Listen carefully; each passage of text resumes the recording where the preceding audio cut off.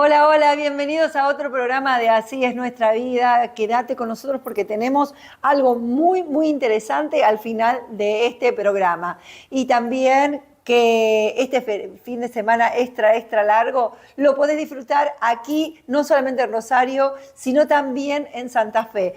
La provincia preparó 26 localidades con propuestas turísticas de cercanía para nosotros los santafesinos y para el resto del país que quiera venir a disfrutar Santa Fe a pleno. Nosotros nos vamos a ir a la primera entrevista del día de hoy.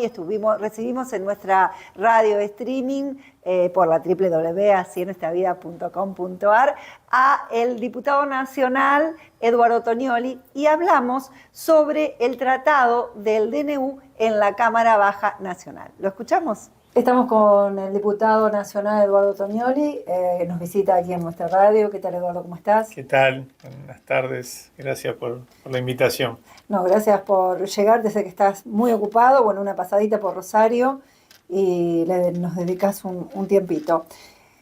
Vamos con el tema del DNU. Se cayó en el Senado y ahora le toca el debate en diputados.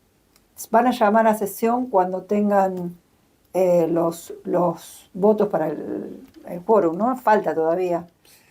Bueno, la dinámica que establece el tratamiento del DNU, sí, es esta, ¿no? Así como sucedió en el Senado, nuestra expectativa es poder, en determinado momento, en un tiempo no muy lejano, lograr reunir 129 voluntades para, en primer lugar, obtener el quórum. Y una vez obtenido el quórum, entendemos que esto ya nos dejaría en la puerta del rechazo definitivo del DNU, ¿no? Lo rechazó el Senado, falta que lo rechace el diputado. La clave está en el quórum, entendemos Exactamente, nosotros, ¿no? sí. Pudieron articular con la oposición, no oposición, sino con el lado opositor al gobierno, que no es de Unión por la Patria. Bueno, hace algunos días tuvimos una sesión que finalmente terminó siendo en minoría porque no logramos alcanzar el quórum. Estuvimos cerca y además me dio una situación de dificultades con respecto a la movilidad de una parte importante de diputados. Vos recordarás que había, producto de la situación climática, una limitación en los vuelos, en los vuelos en Ezeiza y en Aeroparque. A pesar de eso, estuvimos muy cerca de obtener el quórum para tratar algunos temas tan importantes como el tema de la actualización de los haberes jubilatorios. La cuestión del fondo de incentivo docente, tan sensible en este inicio de clases, bueno, distintas políticas que tienen que ver, por ejemplo, entre otras cosas, también con la emergencia en materia de seguridad en la provincia de Santa Fe, distintas políticas que son de actualísima actualidad, valga la redundancia. Sí. Y que requieren de una definición de la política, de la institucionalidad, ¿no? Y de alguna manera de que el poder político, la dirigencia se ponga los pantalones largos y se haga cargo de dar respuestas a problemas, algunos de más larga data, otros generados por este mismo gobierno, pero que requieren de una definición en el corto plazo, ¿no? Lamentablemente, como decía antes, no llegamos al quórum. Estuvimos muy cerca, pero esto puede ser un preanuncio de la posibilidad de reunir quórum para tratar y rechazar el DNU.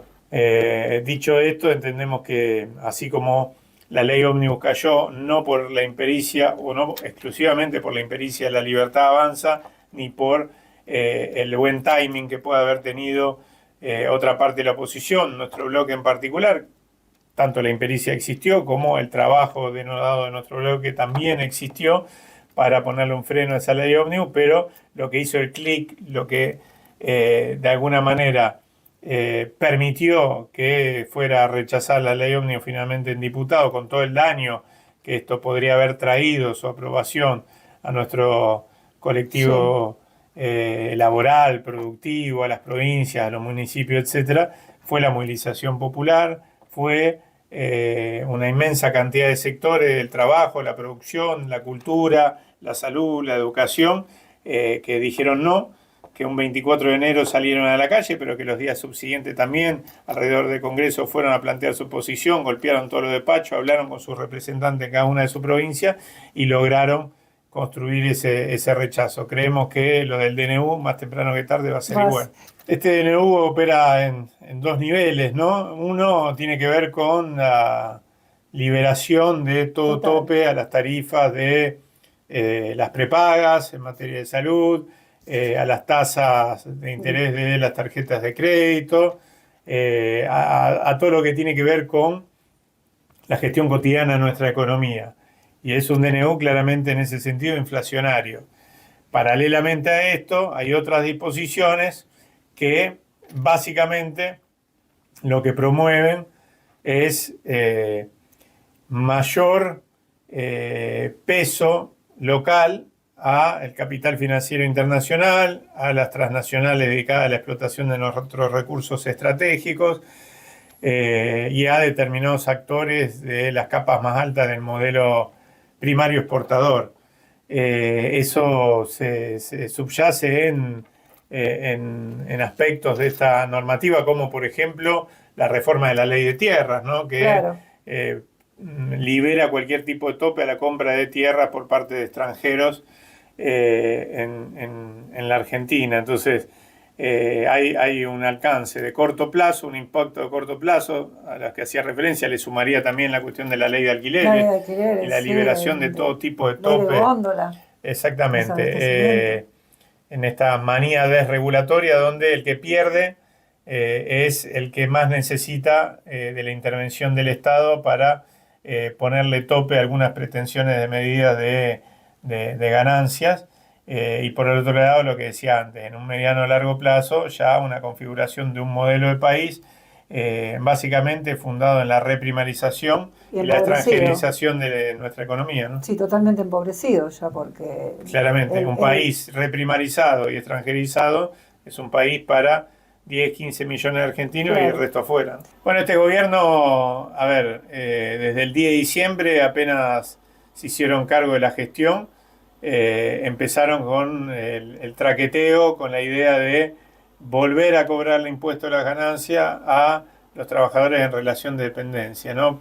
Impuesto a las ganancias, como se solía decir, a la cuarta categoría, son a los empleados en relación de dependencia. Lo paradójico es que el mismo presidente de la Nación y la misma vicepresidenta de la Nación, cuando eran diputados, votaron a favor de eliminar ese impuesto a las ganancias, ¿no? Es un capítulo más de la desvergüenza de un presidente de la Nación que dijo durante la campaña electoral que iba a hacer determinadas cosas y después hizo todo lo contrario. Dijo que iba a bajar los impuestos, no solo que no los bajó, en algunos casos, como por ejemplo el de los monotributistas, los aumentó, y en otros casos quiere reponerlos nuevamente, ¿no? Hablo de impuestos a las ganancias fundamentalmente. Es una de las mentiras más que durante la campaña sostuvo Javier Milei y que nos hace cuestionar seriamente esta idea de, bueno, los argentinos se tienen a atener a lo que está haciendo o tienen que aceptarlo pasivamente, porque en realidad él dijo en campaña qué es lo que iba a hacer. Lo único que dijo en campaña es que el ajuste lo iba a pagar la casta, sin explicitar quién era demasiado la casta. Sí, son todos eslogan. Bueno, ahora nos enteramos que la casta eran los jubilados, los pensionados, las economías regionales, las pymes, las industrias, las provincias, los municipios, todo lo que de alguna manera dependen del mercado interno. A pesar de todo esto, uno escucha todavía sectores o personas que están dándole su apoyo. Bueno, los procesos políticos, sociales son complejos, ¿no? Yo tengo para mí que si efectivamente Javier Milei ganó las elecciones en el balotaje por un buen margen, 56%, fue básicamente porque, primero aclaremos, en un balotaje más que elegir se opta, ¿no? Y un número mayor de argentinos y argentinas o de electores y electoras optó por la figura de Javier Milei por encima de la figura de Sergio Massa. Entiendo yo que más que por una aceptación y un acompañamiento sin más del programa económico, social de Javier Milei por un rechazo, en todo caso, a Sergio Massa y en todo caso a nuestra gestión, ¿no? Y de lo que habrá que hacerse cargo. Pero eso no le da un cheque en blanco frente a la población para llevar adelante reformas estructurales que en gran parte son lesivas para los intereses de su propio electorado. Porque yo estuve el día que Javier Milei asumió, el 10 de diciembre, cumpliendo por supuesto mis funciones legislativas, tenía que estar en la asamblea, fue la famosa asamblea donde él no se dirige a los diputados y senadores, sino que ya es una anécdota, sino que se va directamente a la Plaza Congreso y da un discurso, y más allá de la poca o mucha convocatoria, me parece que ese no es el criterio en el que se debe leer, más allá de eso, sí lo que vi es que lo que estaban ahí no eran las señoras de Recoleta, ¿no? Con todo el respeto que me merecen las señoras de Recoleta, no hay ninguna valoración ni negativa ni positiva, sino una descripción en este caso, sino que en general eran parejas jóvenes que aparentemente eran en el conurbano, sobre todo porque traían heladeritas, y lo que quiere decir que iban a pasar el día y no eran de la zona, básicamente, claro, ¿no? O de barrios más alejados del centro de la ciudad de Buenos Aires. Y evidentemente con alguna expectativa, con alguna decepción del proceso anterior y con alguna expectativa en lo que iba a venir. ¿Cómo puede estar sintiéndose alguien que, habiendo acompañado con su voto a Javier Milei, que vive en el conurbano bonaerense, en el conurbano de Rosario, porque es donde mayor cantidad de votos sacó, hoy se encuentren con que el boleto, por ejemplo, para ir de ese conurbano a la ciudad de Buenos Aires le salga 3 veces más, la luz, el agua, la energía en general, etcétera, ¿no? Entonces, bueno, habrá que ver cómo decanta esto. Lo importante hoy es que podamos construir un amplio acuerdo político y social para ponerle un límite a este tipo de políticas, porque ya las conocemos y en algún momento nos llevaron al estallido de diciembre del 2001 y nadie quiere volver a repetirlo. ¿Se está reorganizando el peronismo?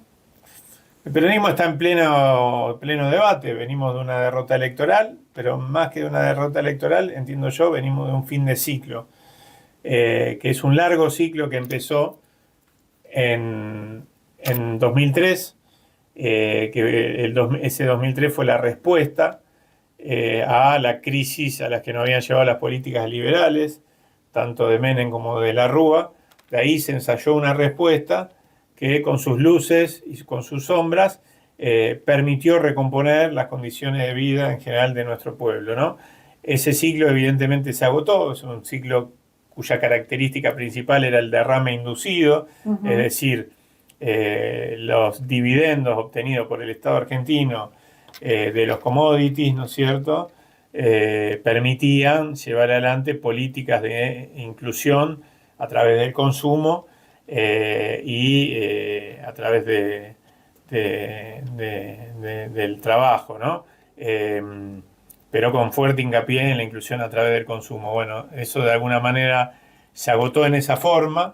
Nosotros creemos que el trabajo y la producción tienen que seguir siendo el motor de la reconstrucción argentina, y quizás la lógica sea volver a pensar en un Estado que no solo redistribuya, sino en un fuerte Estado abocado a la producción de riqueza, un fuerte Estado empresario, un fuerte Estado que tendrá otras características que en la etapa anterior, pero que puede recoger en nuestra historia argentina otras etapas, como la etapa del peronismo clásico, donde el Estado tuvo un fuerte rol en el desarrollo nacional, ¿no?